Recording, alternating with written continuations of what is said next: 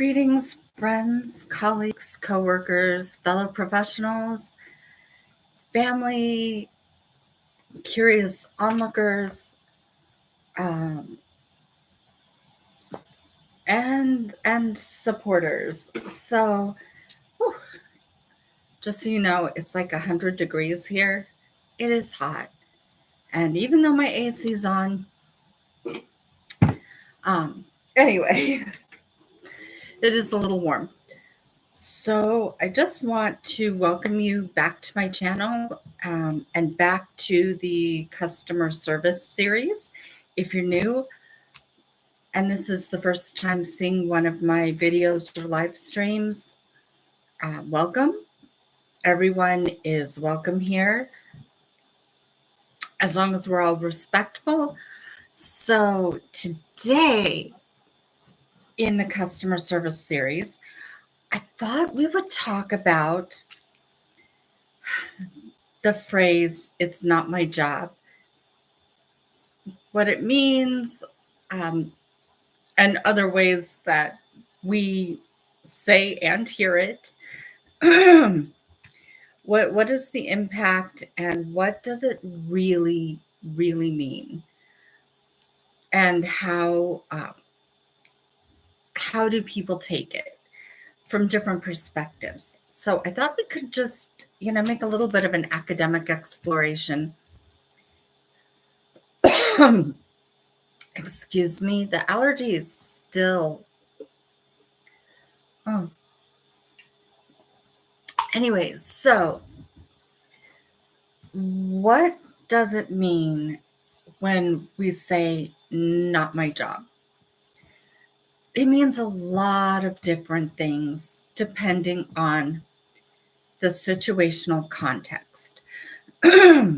So, from the customer perspective, we'll start there. Customers often hear, "I can't do that. I have to get this to someone else. I'll get the person who can help you," as "I'm too busy. I can't be bothered. I don't care enough." But there's a lot more to it than the surface level perception that the customer might have. So we all know what it's like to be dismissed. And often anything we say, like, "I'm sorry, that's another department," can come across as dismissive, especially if that customer or client has been passed from department to department, or from one phone number to another and then another, and they still don't have an answer. So it can be very frustrating to hear, "I'm sorry, I will have to get you to this other department." So I have an anecdote from my days in customer service. And we used to, the company I worked for was business to business. And we would get data via an IDX data exchange. So we would get these listings through an electronic feed. Any errors on the listings often started at the source. The person who entered them into the original source, they would forget to check a box, forget to fill in a field. They would leave out a piece of information. So, or sometimes just they weren't sure how to format the information and it would just be wrong. So the information would come to us, and our system would distribute the information onto a public-facing website where it could be searchable. Due to confidentiality reasons and proprietary clauses and such, I can't get into, specifics. I am keeping some things intentionally vague regarding the specifics. But I think we all have the general idea. We would get the data fed to us electronically. We would post it on our website. And every now and then a customer would call and, well, every now and then, 1,000 times a day, customers would call about some piece of data that wasn't correct, a missing photograph, a misplaced decimal point, something not being searchable or mapped correctly. So the front lines in customer service would take that call. We would troubleshoot the issue with the customer. When did you put this in the original source? How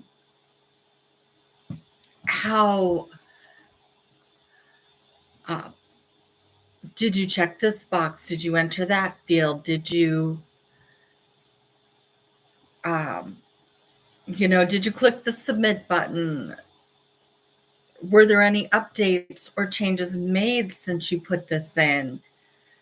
And sometimes they would call, it would be just an error, and sometimes it would be missing completely. The entire listing wouldn't be there. And so when these things would happen, we'd go through the troubleshooting list. We would try to identify the issue, and often we could. It would be simple. Oh, yep, I forgot that checkbox. Thank you. Have a great day. They're on their way. Sometimes it would be more technical than that, and they would be really upset that someone was yelling at them because the information wasn't correct. They were going to lose business because there was a mistake. We'd go through the entire troubleshooting checklist, could not identify the issue.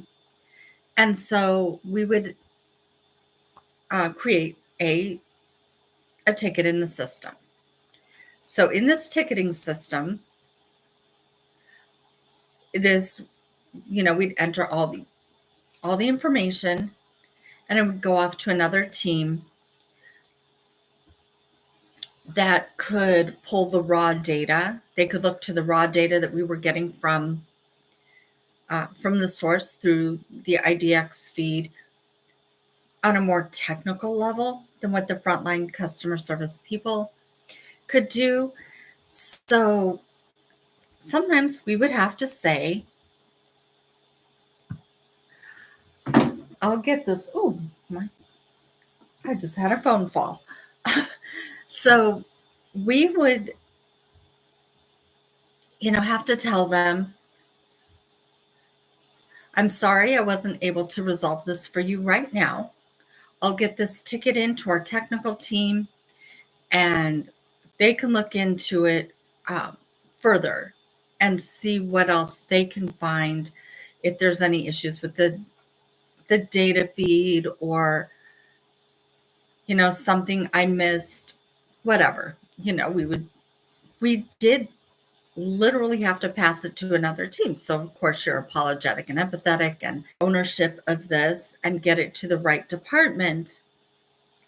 And every now and then I'd get a customer that would say, well, if you have to give it to them, why can't you just put me through and let me talk to them? Well, the reason I can't just put you through and let you talk to them is because they don't take phone calls. Why don't they take phone calls? Because every minute they're talking to a person on the phone is a minute they're not doing what? Resolving your issue. If they're talking, they're not able to do the deeper research and figure it out. That takes focus and access to tools and resources that I, on the front lines of customer service, would not necessarily have access to. So, of course, people would get upset. Well, if you have to pass it on, why can't I just talk to them?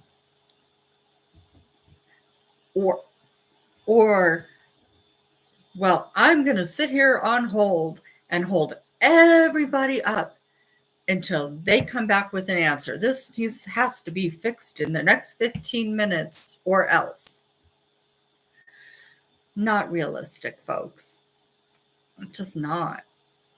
Not for us as customer service reps, not for us as customers, and probably not for the technical people working the ticket, because it takes effort.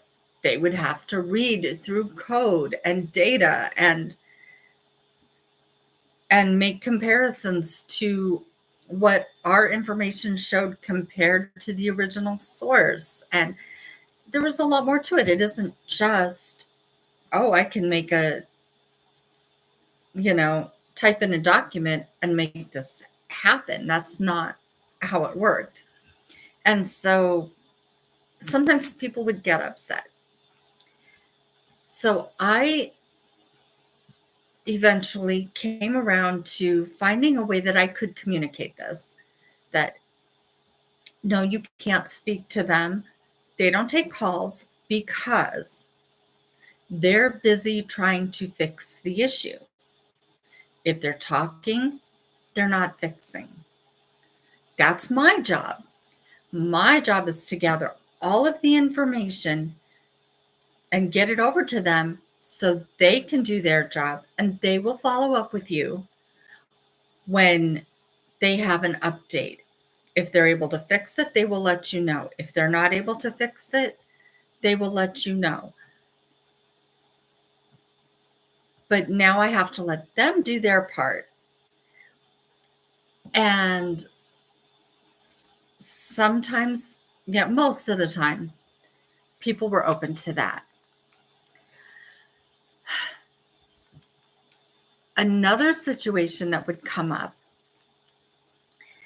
would be, I'd have to, again, maybe get the issue over to another department.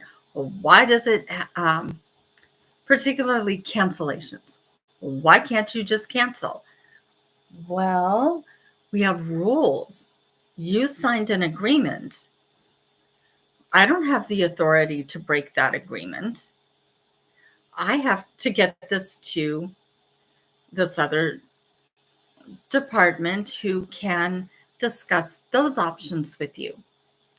And yes, people would get angry and they'd be mad and they'd be, well, why can't you just do it and do it anyway?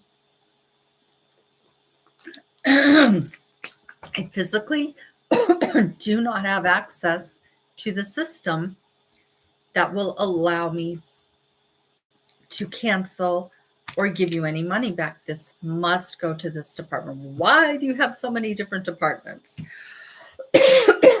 Well, it's the same reason there's so many different specialties in the medical field or in mechanics. You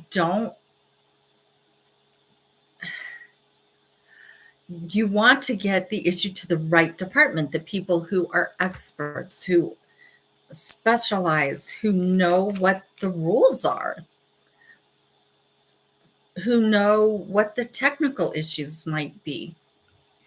And so sometimes I would also have to tell them, I came up with this analogy. Well, you don't, if your car's not running well, you don't take it to the neurosurgeon, right? You take it to a mechanic. If the tires are going flat, you take it specifically to the tire people, not the transmission guy. You might take it to the, I don't know, I'm not really, I'm not an expert on cars. But if you have a transmission issue, you're not going to take that to the AC guy. I mean, you might, but you want the person who knows how to fix that. The AC guy might not know how to rebuild a transmission. So you get to the transmission guy, right? Makes sense. If you have a headache, you don't go to the podiatrist. If your stomach is upset, that's not necessarily an issue for the eye doctor. You don't go to the neurologist for a heart murmur, right? You get it to the right guy, the right team, the right department, the right specialist. And so I did find making analogies more often than not was helpful in getting the customer to understand, hey, this is something that I just can't do. I do have to get it to the right team that has the resources, the system access, the organizational authority to do it. And most of the time, that helps. But every now and then, I had one lady who said, do not give me one more analogy. Just do it. I can't do it. I've told you why I can't do it. You're asking me to do something that is literally outside of my ability. And so from the customer perspective, that can be very frustrating because you don't know what that person you're talking to can do. You don't know what access they have, what the rules are that they have to follow. I went to the DMV once, well, several times, but one time in particular comes to mind. There were, I don't know, 5 or 6 agents at the counter, and my number had been passed up several times. There were, let's say I was number 23, and they'd called number 1 and 2 and 4 and 5 and get down, and instead of calling, it was like 24. Oh, I think I'm next. No, I'm not next. 24 or 20, 22, skip to 27, 28, 29, 34. And it didn't make any sense to me. I'm like, why do we have 8 people here and nobody can take my issue? Nobody can help me? And I remember how mad I was. I was young and very emotional and not as well regulated as maybe I could have been. I was mad. So by the time they did call my number, I asked, I'm like, how is this even a thing? You've got all these people and you have people sitting here idle with nobody in front of them, but they couldn't get to me. And the woman tried very hard to explain, and she was nice about it. Basically, the same thing is we're not all trained to do the same things. Some issues are more specialized. They require different system access. They require different rules, different levels of clearance, if you will. And so I thought that was kind of dumb at the time. I learned,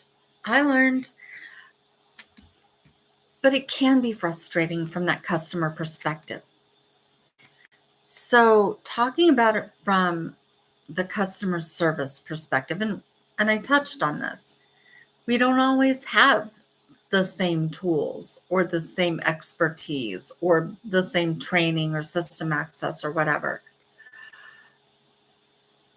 And sometimes it really is above our pay grade. I can't just, then on a technical level, I can't just pull your information off the internet onto my personal desktop computer and make adjustments and then upload it back. Can you imagine the ethical implications in doing that? What if I made a mistake? What if somebody who was mad at the company decided to get funny and put up a bunch of very inappropriate information? Because there were those times too. We had customers very early in my career with that employer. Customers could give access, and I suppose they still could. Anybody can give access to their account if they want to. Just here's my login information. There you go. Well, there was a couple that were both professionals in that industry, and they were separated or getting divorced or splitting up. And they were getting into each other's accounts and posting horrible, ridiculous things. The guy, this is kind of funny, but so unprofessional. The wife got into the guy's account and replaced his profile photo with a picture of a donkey. Now, we can all sit here and laugh and amuse ourselves with the thought that, oh, she's calling him a jackass and what a petty thing to do, and entertaining. Yes, we did get a little bit of a laugh at it. But at the same time, that's so inappropriate and unethical. And do you really want just anyone to be able to pull something up on their desktop computer and change the information on your listing? Give it a ridiculous price or put a photo that has nothing to do with that item, or even worse, a completely inappropriate photo, which, in my time in that job, we did see. And so in a situation where it's password protected, great, you can change your password.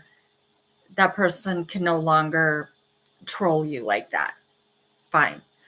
However, do you want the customer service rep to be able to just make whatever changes on a whim?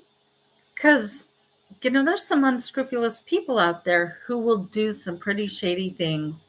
One, just to entertain themselves. Two, out of pettiness. You yelled at them, so they're going to get back at you. Unprofessional for sure. But there are people who think like that. There are people, this may come as a surprise, who lack professionalism and ethics in the workplace.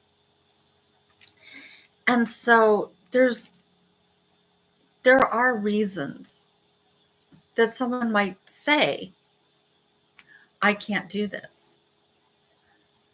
I'm happy to get this to the people who can do this, or here's how to get it done. You'll have to go back to the source and make the changes there, and then they will feed over to us. And that is very different from, let's look at the retail experience. There are times you go to the grocery store and you need help finding something, and you see a person in their uniform and they're rushing past you. They can't be bothered to stop and help you get the thing off the shelf. Well, from the customer perspective, we might be offended. At the same time, they might be on their way to break. They might be late coming back from break and need or be pushing the limit, and they only have 4 seconds left to get to their register. Maybe they have to be clocked out at a certain time because they have an appointment. Maybe they have a medical appointment. Maybe their kid just got injured at school. We don't know. And as a customer, we often don't care. But it does help to remember that the customer service person is a human being. Customer service people have feelings. They might be able to compartmentalize. They might be able to put it away and leave their personal life out of doing their job most of the time. But we should ask ourselves this. If we're at work and our kid gets sick or injured, are we not going to drop everything to go take care of our child? Or are we going to spend 15 minutes explaining something to this customer when we can get somebody else to come out and help them? I know what I'm doing. I'm putting my family first. If I'm going to be in trouble for being late clocking out or late clocking in or whatever, if they're off the clock, you may not know that. As the customer, yes, it's frustrating to see somebody just pass us by, but from the customer service perspective, I think we should all stop and think. We don't know where that person is headed, do we? No, we do not. We don't know if that person knows anything about the department we're standing in. We don't know if they do or not. We don't know if they were just called to their boss's office or to HR. We don't know. So we shouldn't make assumptions. And it's not a personal slight if they don't directly assist us on demand. People get in trouble. People get fired for working off the clock. So if it is their lunch break and they stop to help you, that can get them fired. If they clocked out and they're on their way home and they stop to help you, a lot of people will. But at some companies, that can get you fired. So at my most recent employer, we had a very firm rule: no working off the clock. That means I do not start my primary tasks until I am officially clocked in. That also means that once I clock out at the end of the day, I am not allowed to stay and keep working on whatever it is. My workday's done. Working off the clock gets me fired. And you know why? Because of wage theft. Because there are a lot of unscrupulous companies as well who will force people to work off the clock. And then it comes back to bite them. And there's lawsuits and all kinds of fallout from that. So the company protects themselves by saying, look, we're just not going to allow this. You are clocked in, and if you're not working. It is that simple. It is that black and white. So while we as customers can be offended and take it personally and be mad that that person didn't stop to help us find whatever or direct us to another department or do a price check for us, they simply may not be allowed to. And it's not personal. From the employer's perspective, as the employer, I'm paying you to do the job. I'm paying you to be nice to the customers and to help them and to do whatever it is I'm paying you to do. I, as the employer, don't want to risk losing my business, or as a manager in a big corporate business, I don't want to risk my job by allowing you to work off the clock.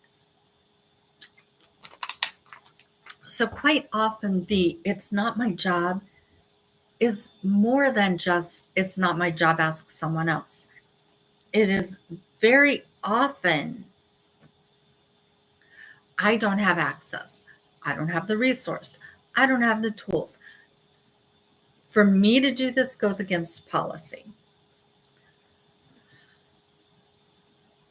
The neurosurgeon may not necessarily be the same guy to fix the broken bone in my arm. Why? Because he's a neurosurgeon. It's not beneath him to do that. It's just, it's not his specialty. And, we can take this from the very smallest employment model in the most mundane jobs, from, small business ownership all the way up to the big corporate ladder. I, as a customer service representative, cannot make the decisions, cannot offer you what the CEO can. I just simply can't. If I'm the cashier at the coffee shop, it might be my job to make the coffee, toast you a bagel, but it's probably not within my purview to order a different kind of a different coffee roast. I have to work with what I have. I can't make the decision to go with that supplier instead of that one, or buy this blend instead of that one. There are things that are legitimately compartmentalized for a reason. And I do think that as customers, we can get a better experience by recognizing that our service provider has limitations. They're not omniscient. They are not omnipotent. They are not universally capable. They're simply doing their job. And for me to get upset and take it personally also helps me create a bad experience for myself. If I'm upset over something they can't do, but they're willing to get it to the person who can, they're doing their job. They're trying their best. For me to get mad at them for what they can't do,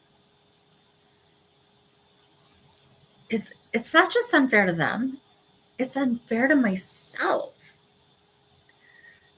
because if I just let them do their job, let them get me the answers, let them route my issue to whomever it needs to go to, I will get a better result and be a lot less aggravated for it. Now, am I making excuses for bad customer service? Absolutely not. There are also legitimately customer service people who are, surprise, apathetic, unprofessional, uncaring. They do exist. I know. I worked in quality assurance and I heard it every single day as part of my job. I listened to great customer service and I listened to some pretty poor customer service. And maybe I can do a video on that another time. But what we're exploring today really is it's not my job. It's the compartmentalization and understanding that there are limitations. So from the customer service perspective, let me let you in on a little secret. If we can't help you, that's frustrating for us too. I don't have the answer to your question. That bothers me. If I can't resolve it and you're mad because your information didn't come over correctly, or because I can't give you a refund, you might have an absolutely legitimate and very qualified reason for wanting that refund. I can personally agree with you. You deserve it. The salesperson lied to you, or your personal circumstance has changed and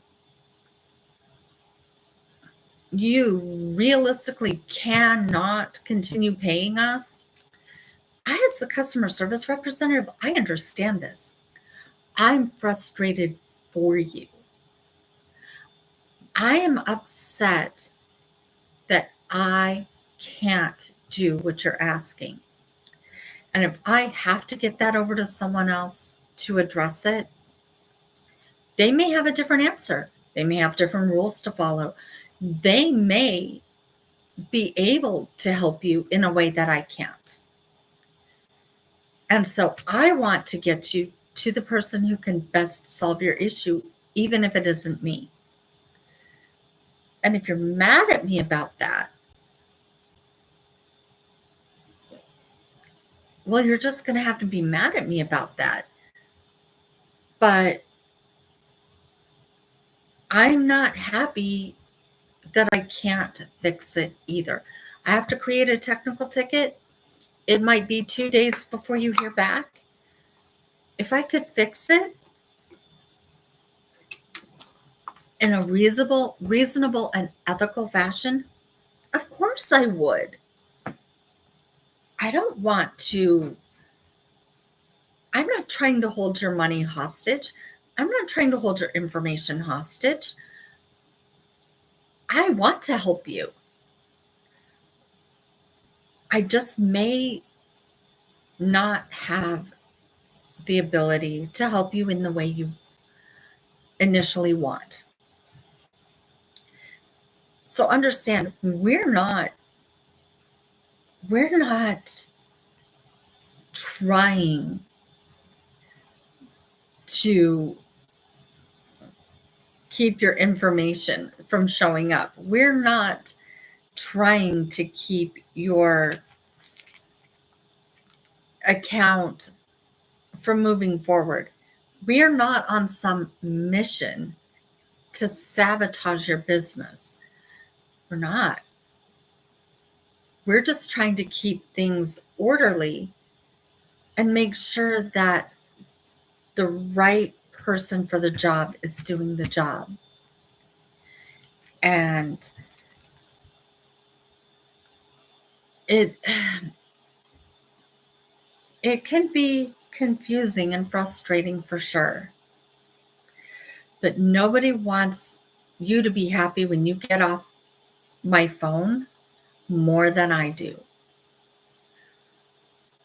And I'm here to help you, whether you're yelling at me or not. Yelling at me doesn't change the process. Yelling at me doesn't make it happen any faster. Yelling at me doesn't change my authority and access levels. It just doesn't. So if I have to defer something or refer it off to someone else, let's get along. I'm here to work with you. I want to fix it. I want to get this worked out. But we have to be orderly and professional about it. I'm going to help you, whether you're laughing and joking with me, crying your eyes out, or yelling at me and giving me a migraine. I'm going to help you. Why make it harder on both of us than you have to if it's not necessary? Yelling at me doesn't change anything. It just makes us both upset. Accepting what I have to tell you and letting me get it to the right place, that's going to help us both. So we also have, a mindset, especially in some of our societal subcultures and certain demographics, which I'm not here to throw shade on anybody, but we all know that there exists a mindset that legitimately can't be bothered. And yes, they're just there for the paycheck, whether it's at the grocery store, the gas station, customer service on the phone, the guy that comes to spray your house for bugs. We've all encountered the person that just doesn't give a shit. And no matter how nice we are as the customer, doesn't make them care anymore. No matter what our needs are or how much our urgency is. Not my problem. I'm just here. I'm going to do what I've got to do. And however that works out for you is a you problem. So we had a facilities guy. And I know I'm telling a lot of stories today. We had one facilities guy who was with us, I don't know, a year, maybe two. I don't know. But we worked in it. We had a relatively large office. And the temperature was often not comfortable. Now, I understand, from, the employees being the customer and the facilities guy being the service provider, we have to understand he had limitations. He had a corporate mandate as to what temperature the thermostat needed to be set at, how many light bulbs needed to be in the ceiling, whatever. A number of us were migraine prone.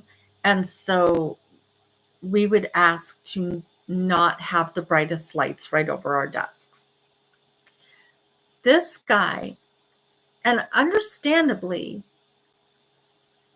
would, basically say, I can't help you. These are the rules. This is what I have to do.